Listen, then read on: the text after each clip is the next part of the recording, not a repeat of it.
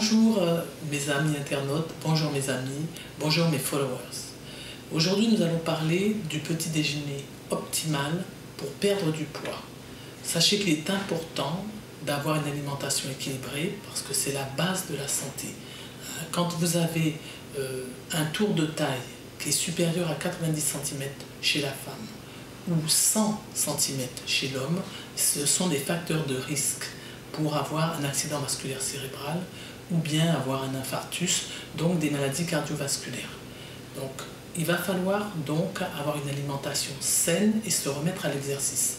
L'exercice, on ne va pas vous demander grand-chose, c'est de l'activité physique, ça va être 1 heure de marche par jour, 5 fois dans la semaine, mais vous pouvez aussi améliorer votre santé en ayant un petit déjeuner, mais un petit déjeuner comme un vrai repas.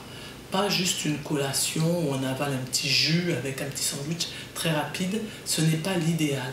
Et le petit déjeuner optimal sera le petit déjeuner qu'on avait autrefois quand nos grands-parents mangeaient ces fameuses sardines. Alors qu'est-ce que je vais vous conseiller? D'abord, ce petit déjeuner va s'articuler sur 5 points.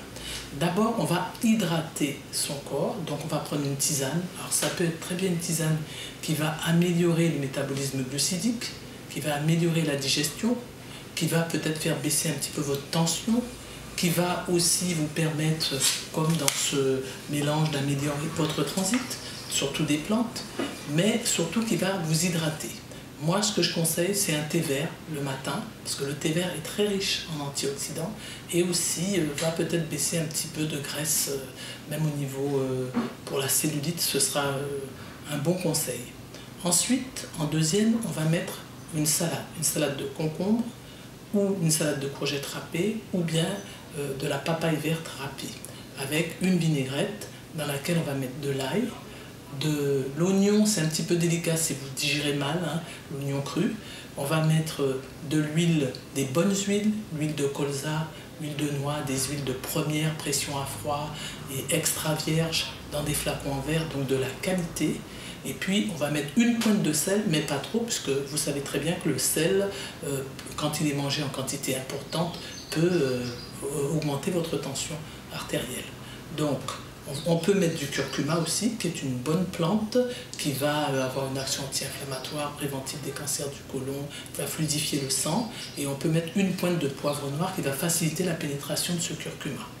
Ensuite, on va mettre de la protéine. La protéine, on peut la mettre sous forme de blanc d'œuf. Hein. Le blanc d'œuf, on sait que c'est la protéine de référence de l'OMS. Hein. On a les 8 acides aminés qui sont indispensables, que le corps ne sait pas fabriquer. Ensuite, on aurait pu mettre par exemple un blanc de dinde ou un blanc de poulet, mais qui ne sera pas roussi, qui ne sera pas grillé, parce que là encore, c'est des facteurs de risque pour votre santé. Et ensuite, on pourrait mettre nos fameuses sardines riches en oméga 3. Sachez que lorsque vous achetez ces sardines, il faudra jeter l'huile qui est dans la boîte, parce que cette huile-là, elle est déjà trop vieille. Mais vous prendrez la sardine à l'huile d'olive, parce que l'huile d'olive va favoriser le bon cholestérol. Le bon cholestérol, c'est-à-dire celui qui ne va pas boucher votre artère. Donc l'huile qui est dans la boîte est déjà vieille, il ne faut pas la consommer, il faudra la jeter.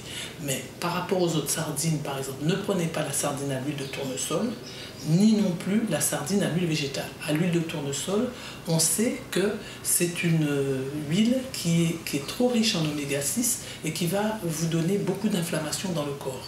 Et en ce qui concerne les autres huiles, quand on n'indique pas on met huile végétale, ça peut très bien être de l'huile de palme, l'huile de palmiste, qui, elles, vont boucher facilement, vont faire des amas dans votre artère, vont faire ce qu'on appelle des plaques d'athérome. Ensuite, on pourra mettre des fruits oléagineux. Sachez que ces fruits oléagineux devront être consommés non salés, non grillés. Ce n'est pas, par exemple, la noix de cajou de l'apéritif. Ce sera une noix de cajou qui sera toute blanche, qui sera donc non salée, non grillée. Vous n'en prendrez pas beaucoup, mais vous pouvez varier. Vous pouvez prendre par exemple l'amande. L'amande, c'est un fruit oléagineux qui aura une huile classée dans l'oméga 9, qui ressemble beaucoup à l'huile d'olive, donc qui va empêcher qu'il y ait la formation de trop de cholestérol dans l'artère et qui va être très agréable. C'est un fruit oléagineux qui est très riche en calcium. Donc si vous ne prenez pas de lait, n'ayez pas peur, vous allez avoir du calcium disponible dans ces amandes.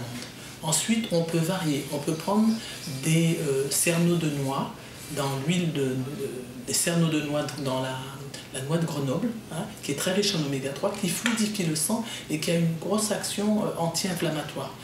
Et souvent on en manque, parce qu'actuellement, dans la façon dont on mange, on va manger trop d'oméga 6, comme je vous ai dit, qui sont très inflammatoires, et trop peu d'oméga 3 qu'on trouve dans l'huile de noix. Vous pouvez en trouver aussi dans l'huile de gameline, dans l'huile de krill ou dans les graines de chia.